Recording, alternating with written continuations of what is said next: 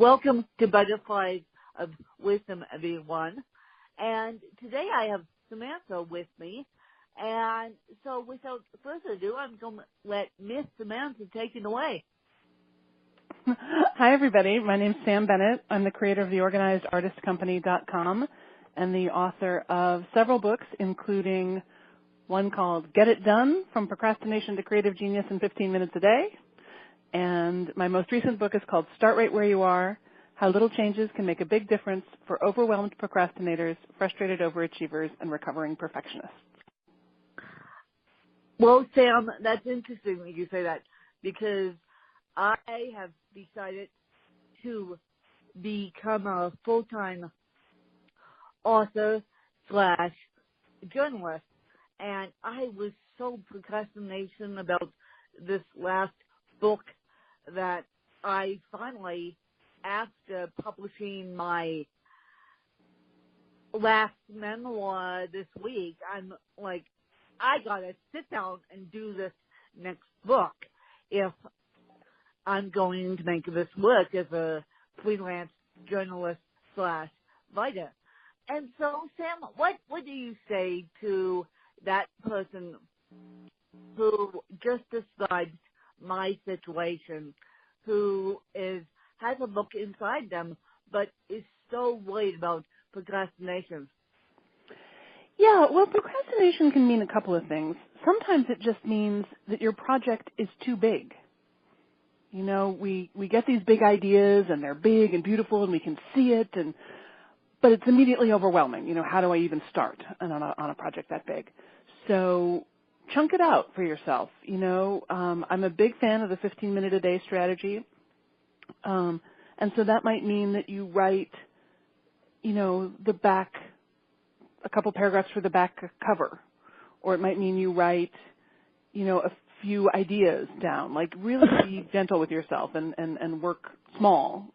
When I started Get It Done, I didn't know quite what format I wanted to use and what kind of book I wanted it to be. I knew I wanted to write it, but I wasn't really sure. And of course I had that thing about like, oh, it has to be perfect in my head before I can even do anything. Yes. So I used index cards. And just any time I had an idea for something that I thought should be in the book, I would take out an index card and write it down, and I would put it in a big manila envelope I had on my desk labeled Genius. And after a couple weeks, I had kind of a full envelope, so I spilled them all out and started to stack them up. And, you know, it started to make sense. Like, in some ways, I sort of let the book tell me what it wanted to be. Isn't that interesting that you let the book tell you what it wanted to be instead of you telling the book what you wanted it to be? I am doing my next book called The Teacher's Temple. It's a fictional novel taken from my 11 years of teaching preschool, and I'm kind of guiding the book, but it's not guiding me. Mm-hmm. I'm letting the book form itself, basically. And I did an outline this morning, and I did a couple of chapters of it, and it's going smoothly, but I am not guiding the book how I want it to be. I want it to guide me. Yeah, it's great to open yourself up to that and really be comfortable in a state of being uncomfortable. You know, be comfortable not knowing. It's a little bit of a spiritual challenge, but it's worth it because sometimes the book will take you in directions you never knew you could go. Yep, and it's going to be amazing when the book comes out. If I could get technology working, I would be a lot more happier. But I have the book on Google Docs, so that helps with my phone. So I could write the book essentially on my iPad and my iPhone. But why did you start your company, and why did you leave corporate America? I think you left corporate America. I heard your story on a podcast so long ago now that I need a refresher. Yeah. No, I've actually never had it. I've had almost every other job in the world, but I've never had a corporate job. I was a whitewater river guide. I was an actor. I did scarf tying demonstrations in department stores. I was an executive assistant. I produced radio shows. I did everything. But mostly what I was is an actor. I was one of those kids who was an actor. I went to theater camp. I went to school for theater. And I still work as an actor sometimes, and I had one of those acting careers that, went well enough that you didn't want to give up on it, but not so well as to actually be able to support a person. And along the way, trying to make my acting career work, like I said, I had a million different part-time jobs and gigs and projects and shows and this crazy schedule, and I started to get really interested in this question of how do creative people make decisions? How do you know what to do when you could do anything? How do you promote your work when you could do anything, right? I mean, you could have a podcast. You could do YouTube videos. You could have a blog. You could stand on the street corner with a sandwich board. Like, how do you know what to do? And so not only how do you decide, but also how do you keep going, especially in the middle where it's really boring. Or at the end where it looks like it might really be real, and then that's just terrifying. And so I started to devise these exercises and games almost, questions and inquiries. So, because there isn't a right way to do it. There's just your way. There isn't a right way, there's just your way. So it's not like I've got some incredible method and everybody should just do things my way. But what I have are some incredible tools to help you figure out what your way is. Well, what are you planning to do? Can you explain what my way might be as to compare to someone else's? Or is that too hard to do on an interview? No, it's not. Some of it has to do with just your natural creative rhythms, the ways in which you like to work, the things that interest you and work with your particular skill sets and just the way you like to be in the world. Here's one easy example. We were talking about marketing a second ago, right, which is the kind of thing that makes everybody feel tired, right? Marketing, like, do I have to, right? And it's a dumb word. Marketing is a dumb word because it doesn't mean anything. It doesn't have anything to do with the actual action of marketing, right? So let's throw away that word. Let's pretend it's not marketing. And just think, and when you can do this, everybody can do this, just think for yourself, how would you like to interact with your clients or customers or fans, your tribe? Like, what's your favorite verb to do for them? Would you like to do magic tricks for them? Or would you like to dance with them? Or do you want to whisper sweet nothings to them? Do you want to send them love letters? Do you want to preach? Do you want to whip them? Danielle Laporte has the Daily Truth Bomb. Do you want to bomb them? Do you want to, tease them? How do you want to interact with them? What's your favorite way to be interacting with them? And then from there, you can start to use that creative inspiration to say like, if I want to dance with them, let's say I want to salsa dance with them.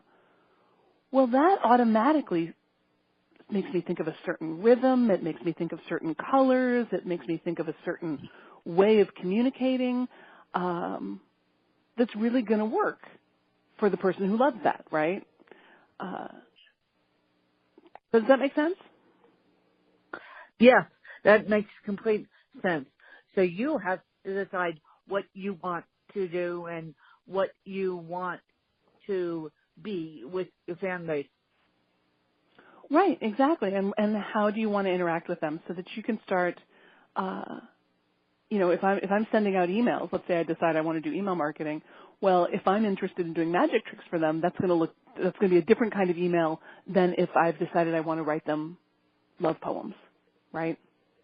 Yeah. And that's kind of what I do. I send out poetry. When you get on my email list, you get a bunch, for better or for worse, you get a bunch of poems. And I love it because, there's no business book in the world that says like, oh yeah, here's what you do. Write a bunch of poems. That'll get them. That's a great strategy. Yeah, But exactly. because of who I am, and because of who my people are, for me, it works great. People love it. They get a couple of them. They start writing me back like we're old friends, So there's really no right way. There's only your way.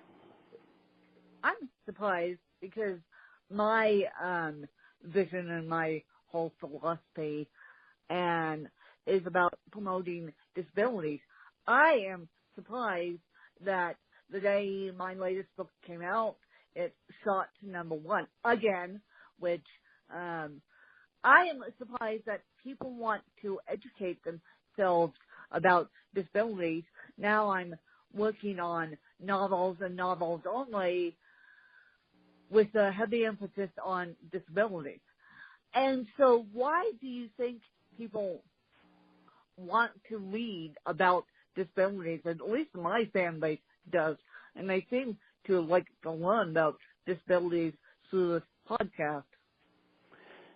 Yeah, curiosity is our natural state as human beings. It's the reason we're still here as a species is because we are endlessly curious, and particularly about other human beings. We love to hear stories about them and read about them and see them through the window and watch them in the movies and watch them on TV and hear songs about them. We love to learn about other people's experience. And my experience is that there's a fan base for everything. I don't care if you're into Czechoslovakian clog dancing or, 15 ways to cook a beef brisket or how to live with disabilities or how to be a creative person in a world that seems to be discouraging you from that. Like, whatever it is you're into, believe me, there is a tribe of people who are also heavily into it. So you never have to worry about, does anyone care about this? I guarantee you, someone cares. No, because when I first wrote my book at age 23, now I'm in my 30s, and now I'm deciding to become a full-time writer to gracefully exit teaching. Thank you very much, because you can make more money off of writing and publishing books and freelance writing than you can teaching any day. For sure. For sure, Sam. That's for sure. So, Sam, what has been your favorite entrepreneurial moment in all this? My favorite entrepreneurial moment. Well, there was a moment about 5.5 years ago where my life fell apart a little bit, like life does sometimes. And so I spent 6 weeks on the couch crying, which is what you do when your life falls apart, right? And then I had one little idea. And my one little idea was maybe I could go to Carpinteria. I was living in Los Angeles at the time. I'd been living in LA for about 15 years, and I like LA a lot. But there's this little beach town about 90 minutes up the road called Carpinteria that I was always in love with. And I all of a sudden realized, wait a minute, I have an internet-based business. I'm a writer. I can live anywhere. And so I got a short-term rental. I said it was a writing retreat, and I came up for a couple weeks, and then I got another short-term rental, and then I moved.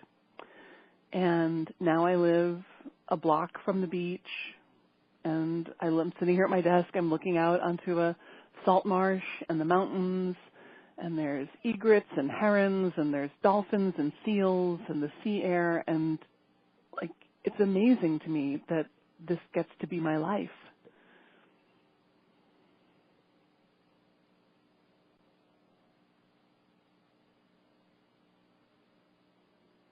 So I think that was it.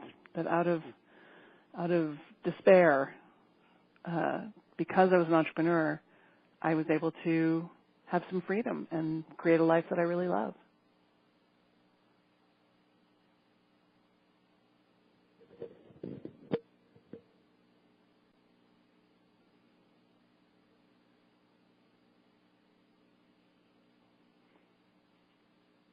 When are you there? I'm not hearing you.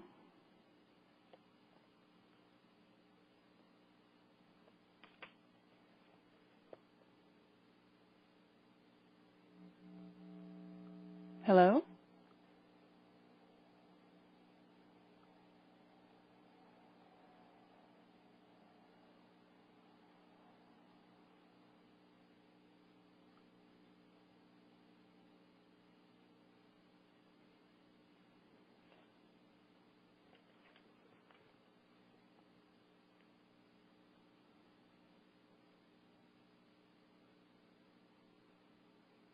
I'm going to try calling in on my other line.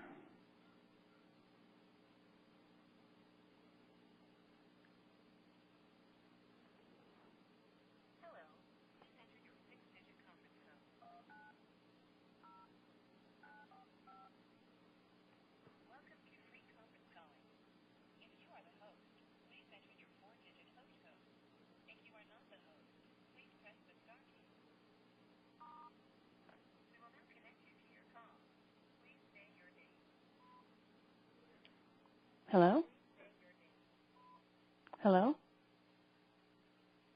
Hello?